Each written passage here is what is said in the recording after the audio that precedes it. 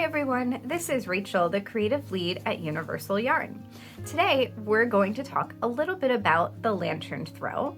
This is part of our 12 Days of Winter kit collection.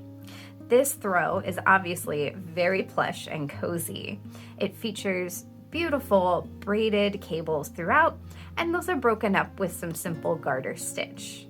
The lantern throw is knit using bee wool.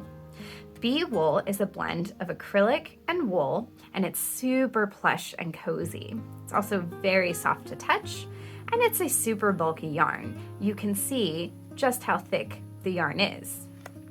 So today I wanted to talk to you about how to actually knit the cables that you see here. These cables consist of 18 stitches across and feature a blend of right-leaning cables and left-leaning cables, and together on this panel they create the braided effect. So let's get started and I will show you how to work these stitches. Before we get started, I wanted to show you the cable and the chart that's used for this blanket. And the reason I like to do this is because I see charts as a visual map of the pattern. They're really helpful in seeing the direction of your stitches. And in this pattern, the chart is 48 stitches in a repeat. However, for the purposes of this video, I'm only going to focus on a portion of that chart, and I'll show you what I mean. So in the video, I'm going to focus on the first 18 stitches on this part of the chart. Now, this section of the chart is more or less the same. It's just that the braided cable mirrors the other one. So if you know how to do this section here, you will also know how to do this section. Okay, so since I said that charts are a visual map, let me show you exactly what you're looking at when we compare the blanket to the chart. So we're going to be looking at the right cross. The right cross occurs on row 7, and you can see in this little symbol, the stitches, there's like this white section, and it crosses over another section. That's the cross in the cable stitches. It creates a twist in the fabric. You can see this symbol translated into the knitted fabric right here. Notice the stitches lean to the right.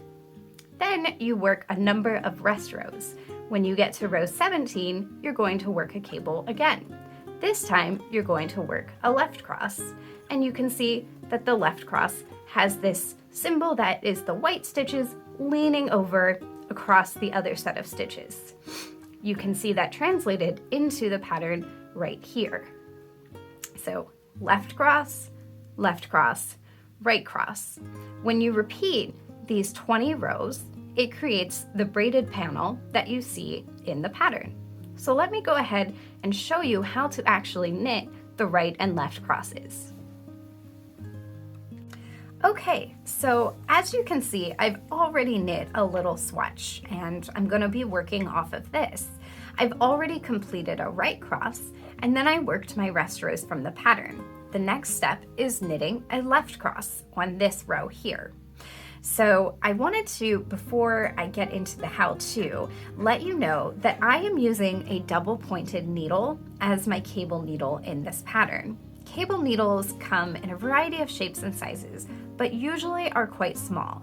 Since this pattern is knit with such bulky yarn and on such large needles, I wanted to use a cable needle that was both longer and a little bit thicker to accommodate the stitches. So for example, if you used a little tiny cable needle like this one, you would have a harder time keeping control of the large stitches created by the yarn. So let's go ahead and start. The first thing you need to do is knit to the stitches we have to cross. So in this case, I'm going to knit my 3 edge stitches and then 6 stitches across the panel.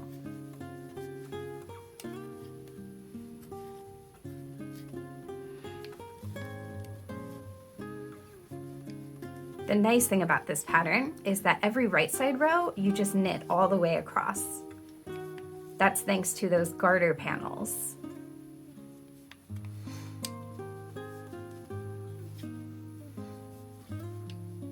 One, two, three, four, 5, 6. Okay, so now I've knit the first 6 stitches of the braided panel and I have 12 stitches remaining. The left cross is going to take place over these 12 stitches. Left crosses, for those, you always need to hold the yarn that you pass to the cable needle in the front of your work. So I'm going to slip 6 stitches onto my cable needle. 1, 2, 3, 4, 5, 6. And so as you can see, I now have 6 stitches on my cable needle, and I'm just gonna let that hang in the front of my work. Now, it might feel a little fiddly because there are so many stitches, but you just kind of ignore it, and I find that it works out just fine. So now I need to knit 6 stitches from my left needle. And remember, you're just letting the stitches on the cable needle hang to the front of your work.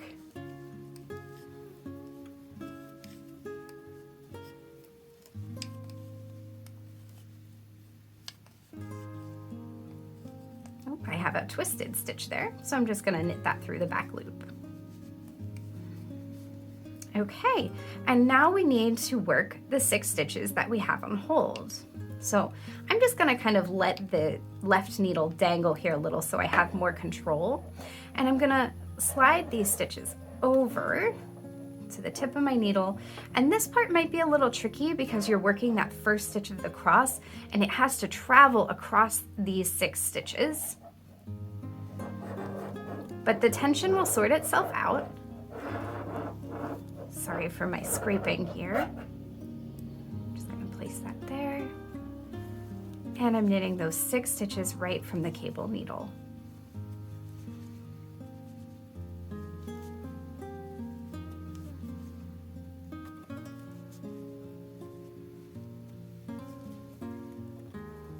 And that's my final stitch. Tricky. And now you can see the fabric has this 3-dimensionality to it. All you need to do then is slide these stitches back to the tip of your working needle here and knit across the rest of your row.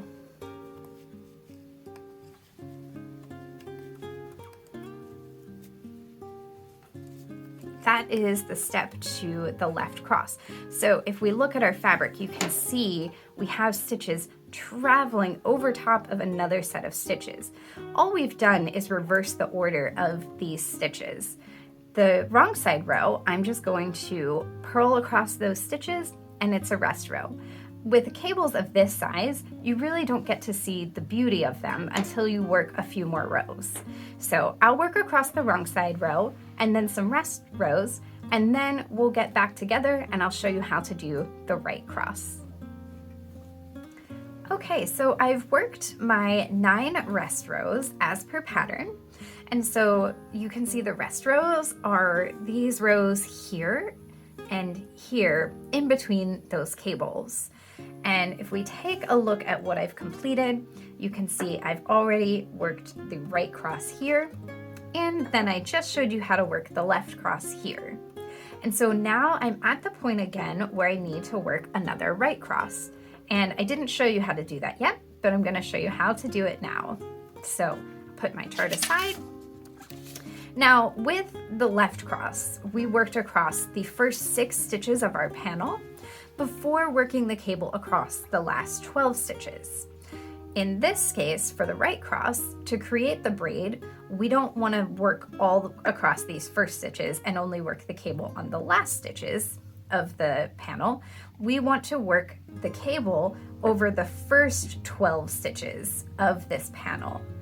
So we only need to knit our edge stitches and then we're ready to work the cable.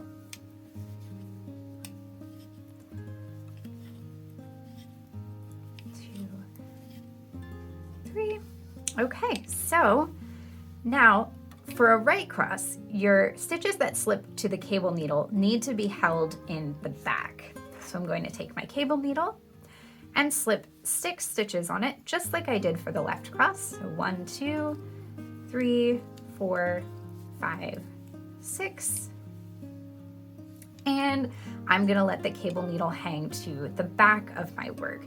And that basically allows these 6 stitches to cross over top of the stitches held on the cable needle. And now I'm simply going to knit 6 stitches from the left needle. 3, 4, 5, 6. And if you're not sure if you worked enough, simply count that way, or you can see the other side of my panel has 6 stitches, so I'm right where I want to be. So now that I've completed that, I need to return to my stitches back on my cable needle. And so just like before, it is a little fiddly for this first couple of stitches, but I'm going to work directly from that cable needle and knit all 6 of those stitches.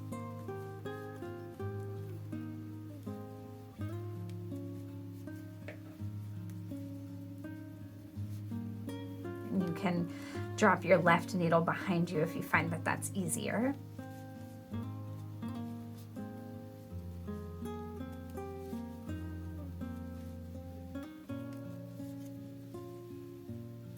Okay, so now I've completed that right cross. I know the stitches look a little bit tight and bunched together now, and it creates a fold in the fabric, but as you can see from before, when you work the rest rows, it really tends to even those things out. So you can set your cable needle aside and we'll complete the end of the row. Now I'm going to work across the 6 stitches remaining in my cable panel.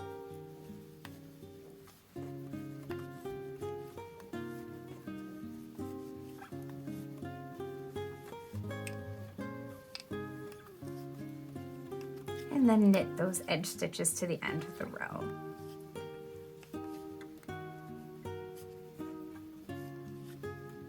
Okay, so set this aside and you can see we've got this fluffy fabric now created by those cables.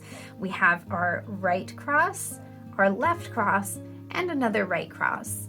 As we repeat this sequence of the right cross and left cross, you're going to get the braid that I showed you earlier on the lantern throw. So cable stitches are simpler to work than you might think, and they always create a really decorative part of your fabric. Okay, so one final thing I wanted to show you before I close up here is that when you have cables and these stitches crossing over, you end up having a little gap in the back of your work. So you can see I can put my fingers easily through where I've done the cable. I just wanted to say not to worry about that. That's completely normal. And as you can see, you don't see it in the finished fabric. So you can see I can do the same thing here and here. So that's how you work the braided cable. Just keep repeating those rows and you end up with something super beautiful. So as a reminder, the Lantern Throw Kit is part of the 12 Days of Winter kit collection. These kits are available exclusively through your local yarn store, so head to your local yarn store today to pick one up for yourself. Thank you so much.